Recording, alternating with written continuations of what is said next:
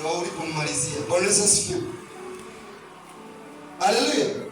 Mavumbi ni mtu gani? Mavumbi ni mtu ambaye ameondolewa neno la kweli, na hivyo anarudi kwenye mavumbi, na hivyo shetani aliambiwa hivi, utakula mavumbi. Haleluya. Haleluya. Utakula mavumbi. Kwa hiyo ni watu wanaoliwa na kinywa cha ibilisi. Haleluya. Wanamezwa katika mauti ya milele, wanamezwa katika mabaya ya milele. Bwana asifiwe.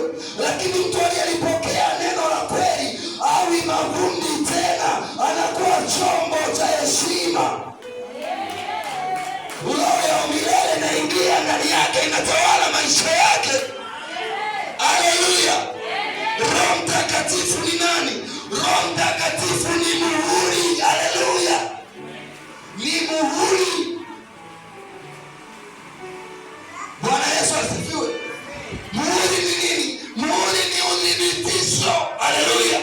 Kwamba wewe umekuwa mwana wa Mungu, si wa ibilisi tena, unafaa kurithi uzima wa milele. Na kwamba wewe sio mavumbi tena. Bwana Yesu asifiwe. Sema mimi sio mavumbi tena. Mimi ni udongo mzuri.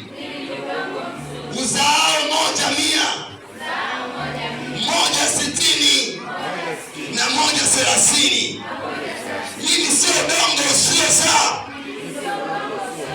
Mimi sio mavumbi. Mavumbi huishia kwenye njia panda. Mavumbi huishia kwenye mwamba. Mavumbi huishia kwenye miiba, usongwa na miiba, na mwisho wa siku huishia katika kinywa cha kuzimu na kuwa chakula cha shetani. Praise God, hallelujah. Praise God, hallelujah. Wangapi mnanielewa? Wangapi mnanielewa? Roho Mtakatifu huyu ndiye anayerudisha, anakupiga muhuri. Haleluya. Anakuweka, ndiye arabu na muhuri. Haleluya. Arabu ya uzima, ndio anayethibitisha kwamba mtu huyu, malaika wa Yesu wakitumwa kuja kuvuna roho, wanaiangalia hiyo muhuri. Haleluya.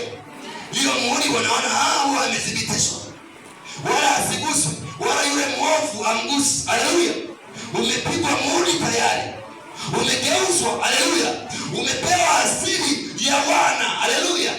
Umepewa asili ya wana, sio asili ya giza tena. Kwa hiyo unaanza kutawala pamoja na Kristo. Unapewa mamlaka ya kumiliki mlango wa adui yako. Mashetani yote yanakuwa chini ya miguu yako. Unapewa mamlaka ya kukanyaga nyoka nange na nguvu zote za yule adui ibilisi, sababu umepigwa muhuri. Muhuri ni nini? Muhuri ni utambulisho wako katika roho. Bwana Yesu asifiwe. Ni utambulisho wako katika roho. Wakitaka wajua hii barua imetoka wapi, wanasoma muhuri. Hawasomi tu maneno, lazima maneno yawe na muhuri. Haleluya. Kama yapo maneno lakini hayajagongwa muhuri, basi hiyo barua sio kitu cha kweli. Kwa hiyo Roho Mtakatifu na kupiga muhuri. Haleluya. Maana yake, enendeni ulimwenguni mkawazamishe watu katika chanzo cha uhai yao, katika umilele na katika muhuri watakaotambulishwa siku nitakaporudi mara ya pili, nikawaone kwamba wao wanafaa kujiona. Totoa muhuri kwa jina la Yesu. Haleluya. Ninakuombea mwana